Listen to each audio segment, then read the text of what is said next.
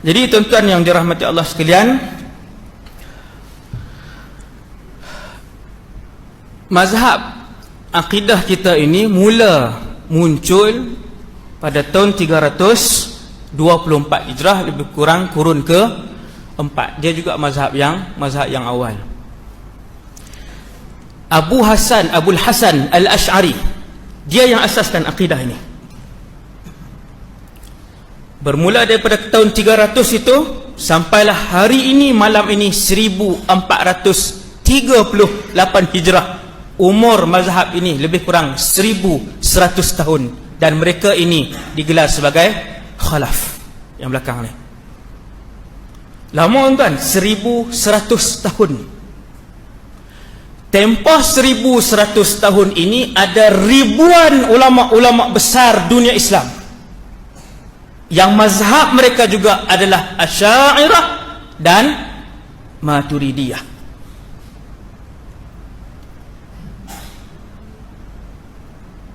Ada senarai nama, ratusan senarai nama para ulama yang mencapai tahap mujtahid. Tuan-tuan faham kan? Bukan imam mujtahid, bukan imam surau, imam masjid. Mereka yang mencapai tahap imam mujtahid, yang hidup sepanjang 1100 tahun ini, yang mazhab akidah mereka adalah Asy'ariyah dan Maturidiyah. Datang Wahabi hidup di belakang sana, dia kata Asy'ariyah Maturidiyah ni sesat. Antara kitab yang ada di luar negara, Naqdu Aqidah Asy'ariyah dan Maturidiyah, pembatalan akidah Asy'ariyah dan Maturidiyah, terbatal. Kitab tu bukan berusia 400 tahun, mustahil untuk dia berusia 700 tahun, sebab dia baru dilahirkan. Kitab tu kitab moden ni lah.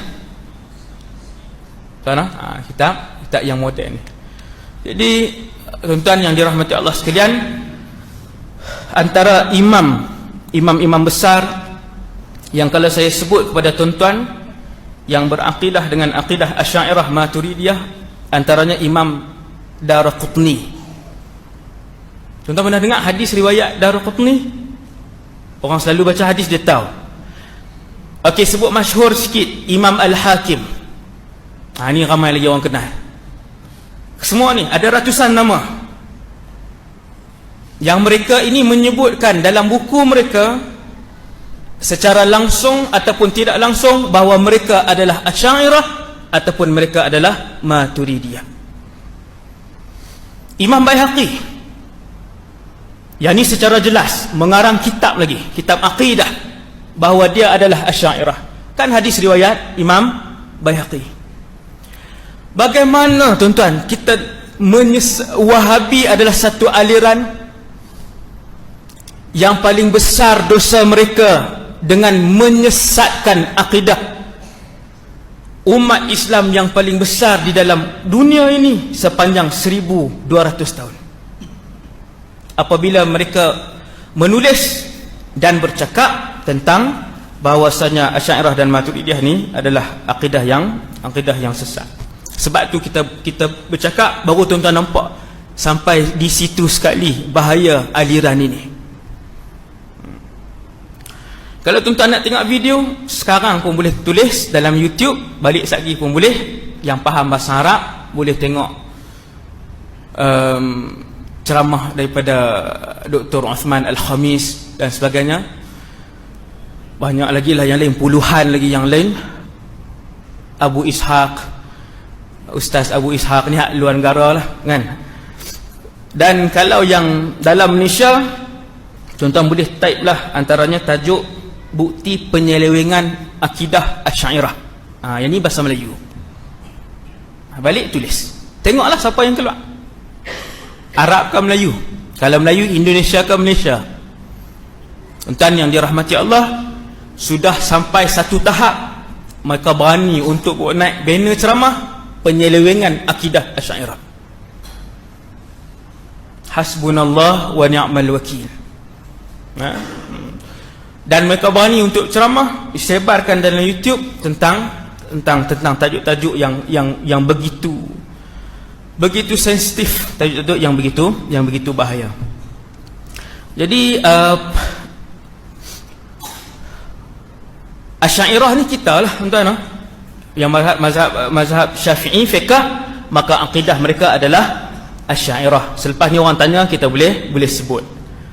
Pengasas mazhab Asy'ariyah ini wafat tahun 324, kurun keempat. Kita nampaklah di situ, sudah lama tuan-tuan. Dan antara ulama besar Islam yang disebut oleh Imam Suyuti, Nabi sebut dalam satu hadis yang sahih bahawa setiap 100 tahun Allah akan menghantar ataupun memilih seorang daripada umat Nabi Muhammad di kalangan ulama yang akan menyusun semula, memperbaharui urusan agama ini. Bukan buat main agama baru, dia kita kata format balik lah, macam tu lah. Bukan buat main urusan baru dah, dia main susun balik. Setiap 100 tahun seorang. Mereka ni dinamakan sebagai mujaddid, bukan mujtahid lah. Mujtahid satu lagi, itu gelaran lain. Mujaddid, membawa pembaharuan setiap 100 tahun. Maka antara ulama yang memilih senarai mujaddid ini adalah Al-Imam As-Suyuti. Majoriti semua pernah dengar. Kalau sebut Imam Suyuti, semua pernah dengar. Imam Suyuti mazhab Syafi'i, akidahnya Asy'ariyah. Kalau guna fatwa Wahabi, semua sesat, termasuk Imam Nawawi. Imam Nawawi lagi semua orang kenal. Imam Nawawi, pensyarah terbaik kepada Sahih Muslim. Begitu juga pensyarah terbaik kepada, antara pensyarah terbaik kepada Sahih Bukhari, Al-Imam Ibn Hajar Al-Asqalani. Dia Syafi'i dan mazhab akidahnya Asy'ariyah.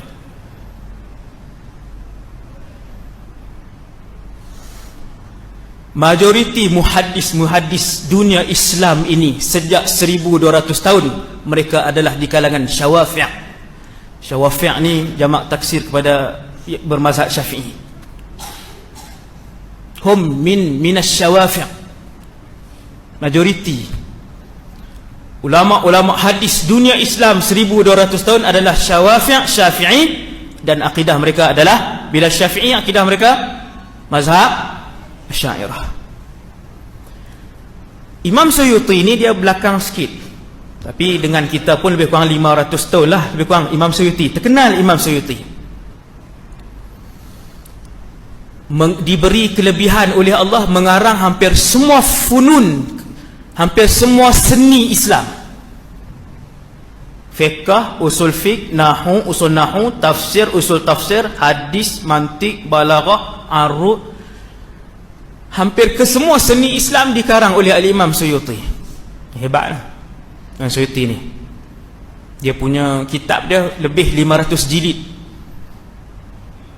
Waktu bila dia karang tak tahu. Karamah.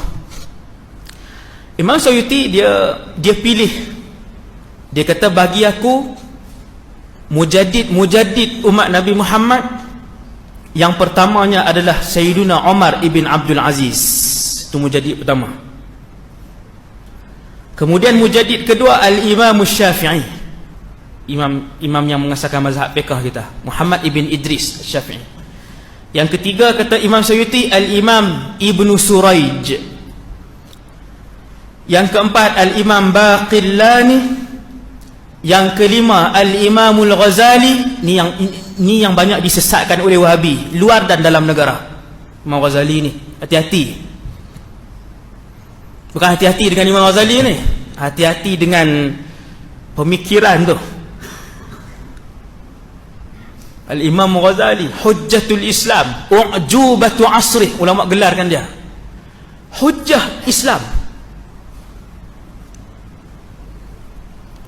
Kata Imam Suyuti, mujaddid kurun seterusnya 1, 2, 3, 4, 5 Imam Ghazali. Mujaddid kurun seterusnya Al-Imam Fakhruddin Ar-Razi. Mujaddid seterusnya Imam Ibn Daqiqil Aid. Dan mujaddid yang terakhir pada pilihannya adalah Al-Imamul Bulqini. Mula daripada Imam Ibn Suraish sampai Imam Al-Bulqini, kesemuanya mazhab akidah mereka adalah Asy'ariyah Maturidiyah, mujaddid. Ni yang menyusun kembali urusan agama umat Nabi Muhammad sepanjang kurun ini. Mereka adalah Asy'ariyah dan Maturidiyah. Yang inilah yang disesatkan oleh Wahabi secara umum.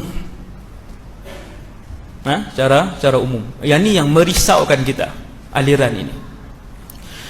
Jadi aliran ini dia muncul di Saudi, di sebuah tempat yang bernama Najd.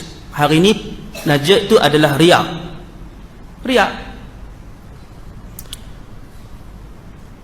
Di situlah lahir Al-Syeikh Muhammad ibn Abdul Wahhab.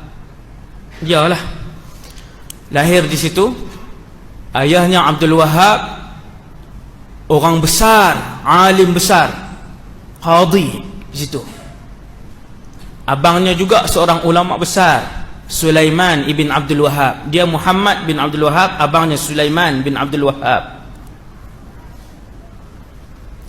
Belajar di kampung. Tuan, maklumat ni bukan saya hidup zaman tu, kan? Maklumat ni kita baca daripada buku dan kita dengar daripada para ulama. Syekh Muhammad Abdul Wahhab ni dia belajar di kampung, kemudian dia keluar. Ketika dia menyambung pengajian di luar, waktu itulah dia mula mendalami kitab seorang imam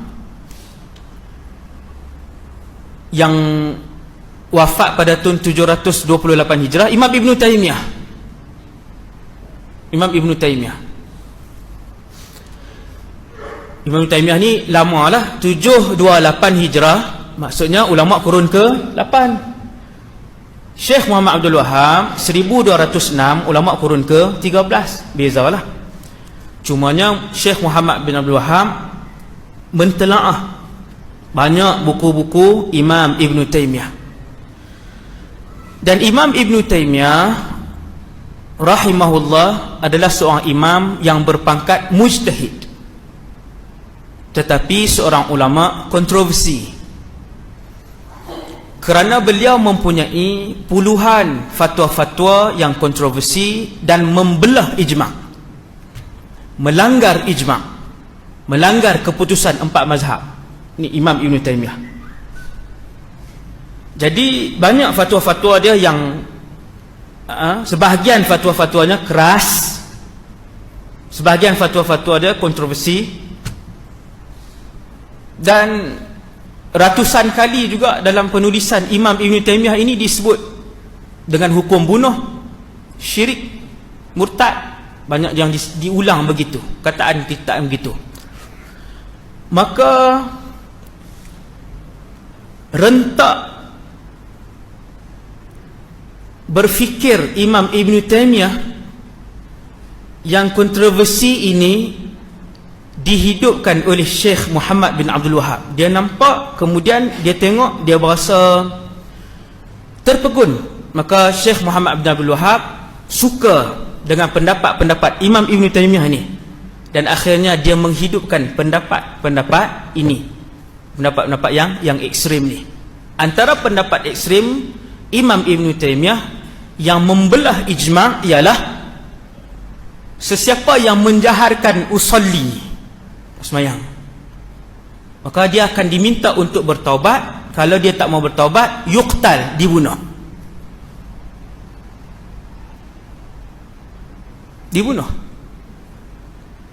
Sesiapa yang menziarahi kubur Nabi sallallahu alaihi wasallam di Madinah dengan tidak ada niat untuk ziarah masjid, maka perjalanan musafir itu dikira sebagai perjalanan maksiat. Ekstrim lah. Selain daripada ekstrim, dia juga melanggar ijma' fatwa tu. Jadi melihat fatwa-fatwa yang keras ini, Syekh Muhammad Abdul Wahhab dia nampak, dia suka, dia bersetuju dengan fatwa macam tu. Maka dia hidupkan pemikiran Imam Ibn Taymiyah, akhirnya dia bawa balik ke kampung beliau. Tuan-tuan, sejarah ini juga saya dengar sendiri berjam-jam daripada mulut ulama mereka sendiri. Syekh Abu Ishaq, Dr. Nawaf Salim, Dr. Uthman Al-Khamis, Dr. Muhammad Al-Arifi. Berjam-jam saya dengar perjalanan hidup ni Syekh Muhammad Abdul Wahab yang saya sebutkan tadi. Akhirnya bila Syekh Muhammad Abdul Wahab dia bawa balik pemikiran ini untuk disebarkan di kampung, ia ternyata ditentang oleh semua para ulama yang hidup pada zaman itu. Ulama lawan, termasuk ayahnya sendiri, Syekh Abdul Wahab Qadhi ketika itu. Abang beliau mengarang 2 buah kitab mengkritik dan menolak fahaman baru yang dibawa oleh adiknya Muhammad bin Abdul Wahab, dan benda tu sampai hari ini terbuku di dalam buku kitab. Antaranya Faslul Khitab fi Raddi ala Muhammad ibn Abdul Wahab, adik dia sendiri. Buku. Dan antaranya buku yang kedua yang abang dia sendiri karang. Nampak tuan-tuan? Abang kepada pengasas mazhab ni sendiri karang, nama Syekh Sulaiman bin Abdul Wahab. Abang dia karang Sawa'iq Ilahiyah, panahan petir daripada Allah, bahasa kiasan lah, fi raddi alal wahhabiyah, untuk menolak fahaman wahhabiyah. Abang dia karang. Selain daripada 2 buah kitab ni, ada lagi 24 buah kitab lain yang dikarang oleh para ulama pada zaman itu dan zaman selepas itu untuk menolak fahaman congsang yang dihidupkan oleh Muhammad bin Abdul Wahab ini. Jadi tuan-tuan jangan rasa pelik kenapa sebahagian mufti-mufti di Malaysia, bukan sebahagian, semualah, melainkan satu saja, kesemuanya menolak aliran ni. Kenapa mereka menolak? Bukanlah ketiga-13 mufti Malaysia itu adalah ulama-ulama baru yang pertama kali menolak aliran ini, tetapi aliran ini telah pun ditolak sejak ia dilahirkan 200 tahun yang lalu. Pada zaman kemunculan dan pengembangan mazhab ini, sebanyak berpuluh-puluh buah kitab yang dikarang menolak fahaman ini. Anda faham kan? Bukan ulama kita baru tolak ni, dah daripada dia muncul. Dan hari ini siapa yang faham bahasa Arab, dia boleh tengok mufti-mufti besar dunia Islam di Syria, di Mesir, di Maghribi, di Tunis, di Pakistan, mufti-mufti Islam kesemuanya